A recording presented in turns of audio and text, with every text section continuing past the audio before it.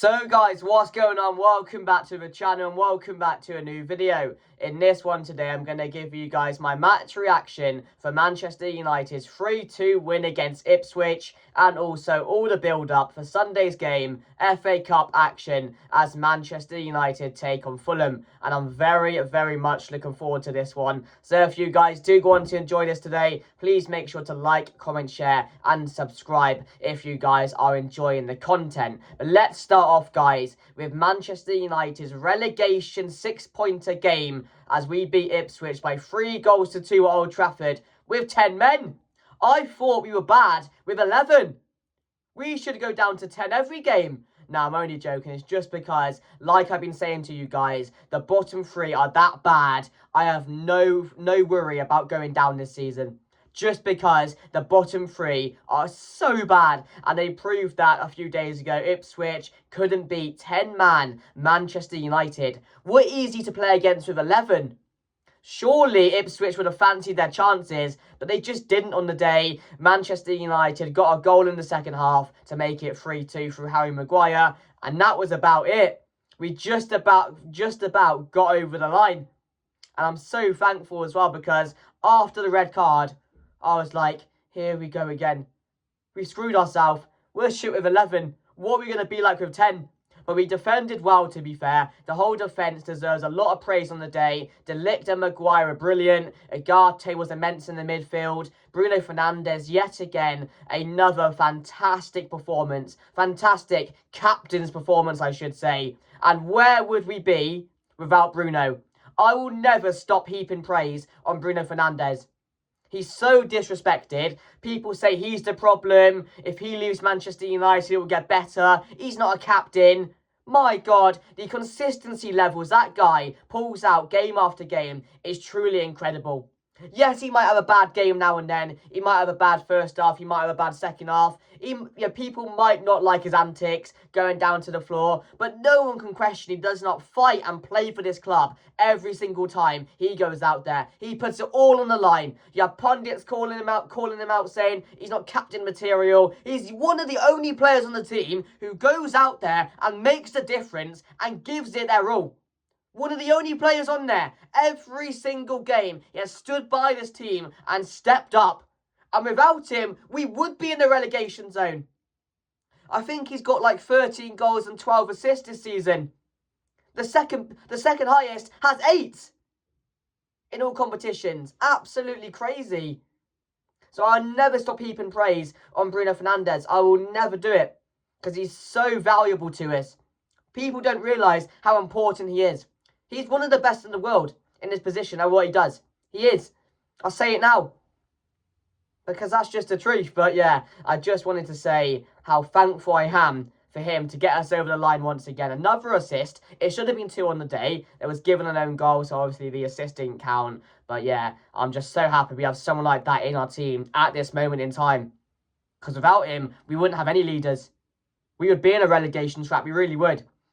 But yeah, and also, guys, coming out of the game, I'll finally say it, ONANA has to go.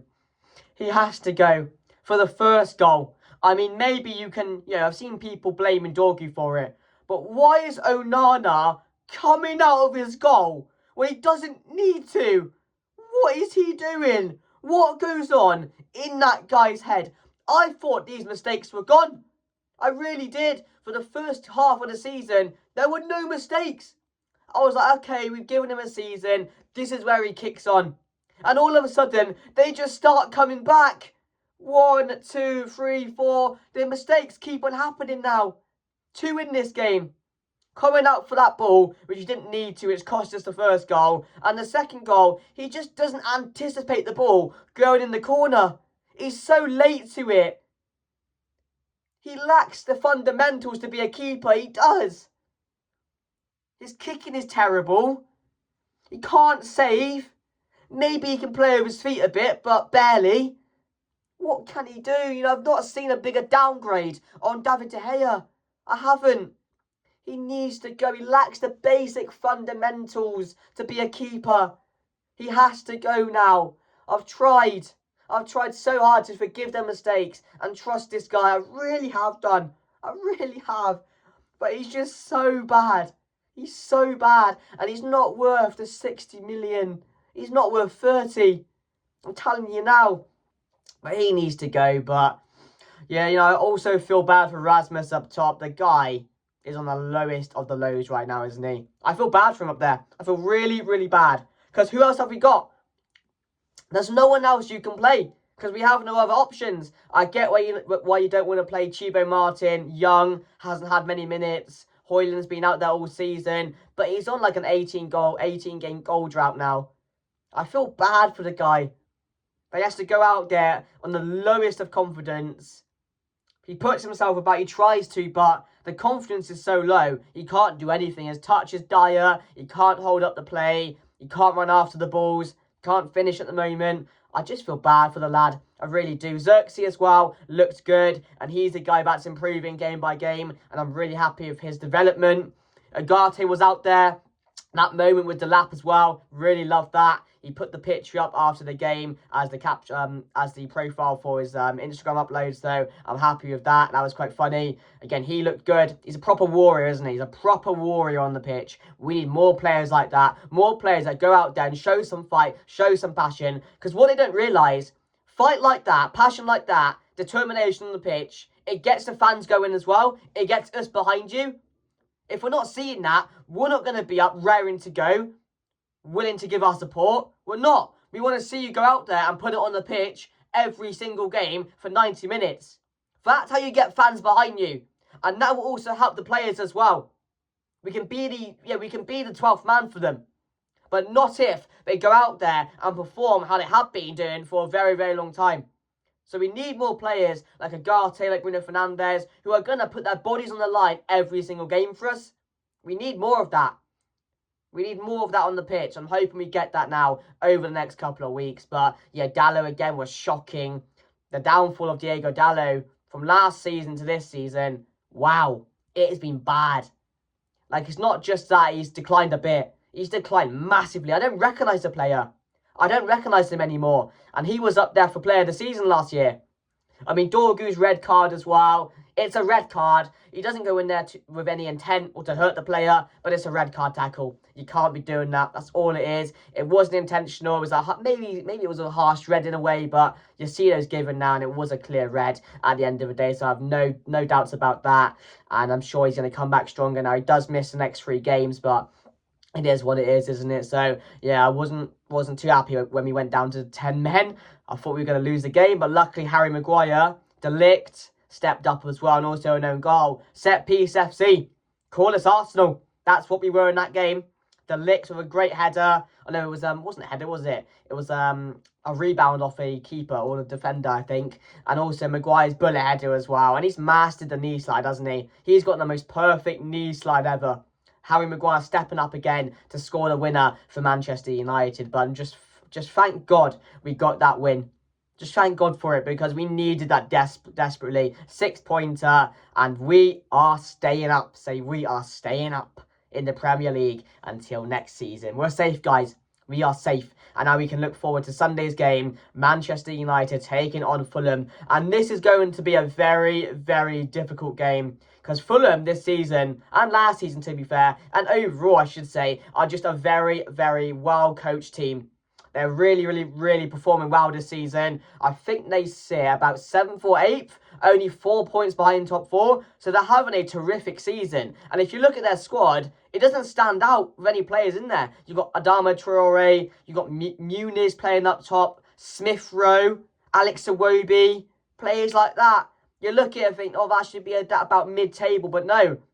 They're in the Europa League or conference spots right now, and they're fighting for top 4. They're getting big results. They got one against Wolves the other day. Yes, they lost to Crystal Palace, but overall this season, if you take a look at their results, they've been doing really, really well. And Marco Silva deserves a lot of credit, because he's doing a fantastic job with that team, which shouldn't really be where they are at the moment. But that just shows when you have players, or good players on the pitch, who will go out there and fight for you and follow your game plan and stick to whatever you want them to do, they will perform for you.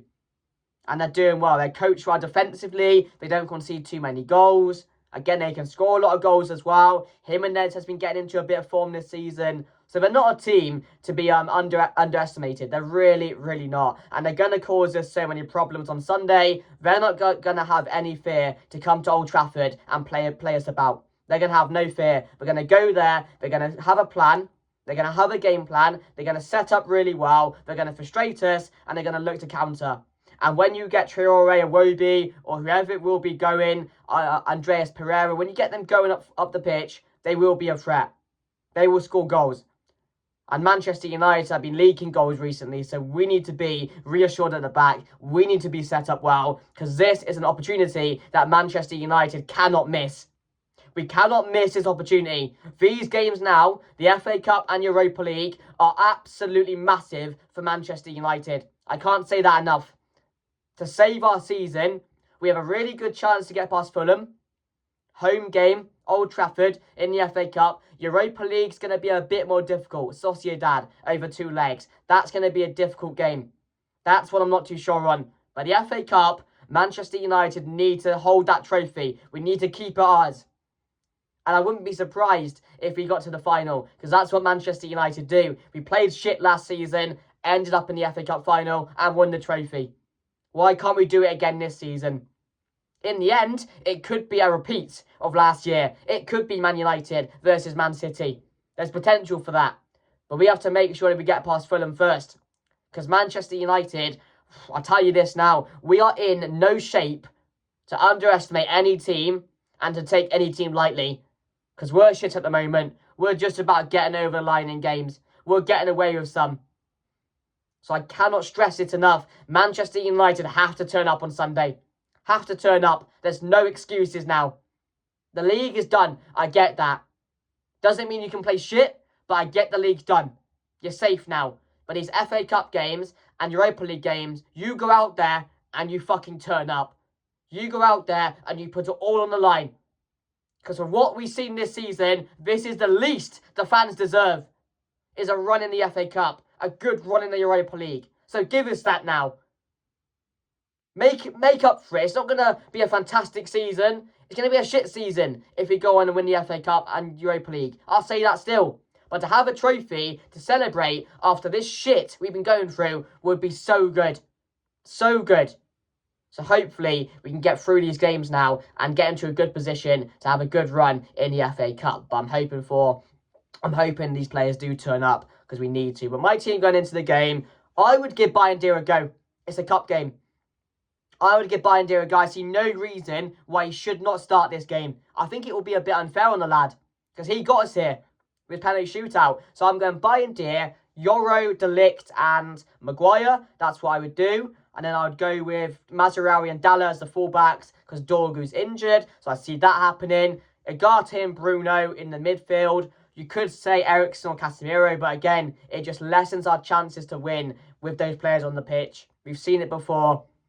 It doesn't do us any service. It really, really doesn't, putting them in the midfield. So I do think we will stick with what Amrin did in the last game, Ugarte and Bruno in a deeper role. And then I've gone with Xerxes, Garnacho and Højlund. That's my team going into the game. It's similar to last game. I would keep it like that now. We don't really have many other options. Of course, Garnacho again. I didn't like what we saw last game. Him coming off the pitch, putting that Instagram photo up. He needs to grow up. He needs to mature and quickly because we do need Garnacho. But again, with him like that, it's not all about yourself, mate. Think about the team first. Think about what the fans would want you to do. He needs to learn and grow up very, very quickly. I'm not liking what I'm seeing from him at the moment. And yes, he probably was wrongly taken off. But again, it was done for the team. Amrin made a decision. Don't go and cry about it. Grow up. It could have been any of you. Move on with it and work harder. Because it won't happen again, I don't think. So, yeah, I'm happy with what I'm seeing with Amrin at the moment. His decisions on the pitch. It helped us win in the end, so we have to trust him. So that's my team going into the game. My score prediction, I'm going to say Manchester United. Ooh, Manchester United to win 2-1. 2-1. Did I say up front Bruno, Xerxes and Højlund? If I did say that, I didn't mean that. I meant Garnacho, Xerxes and Højlund. But yeah, sorry, I don't know if I did. So yeah, I'll look back on it and see, won't I? But yeah, like, comment, subscribe. 2-1 Manchester United. Come on, you Reds, please, do this.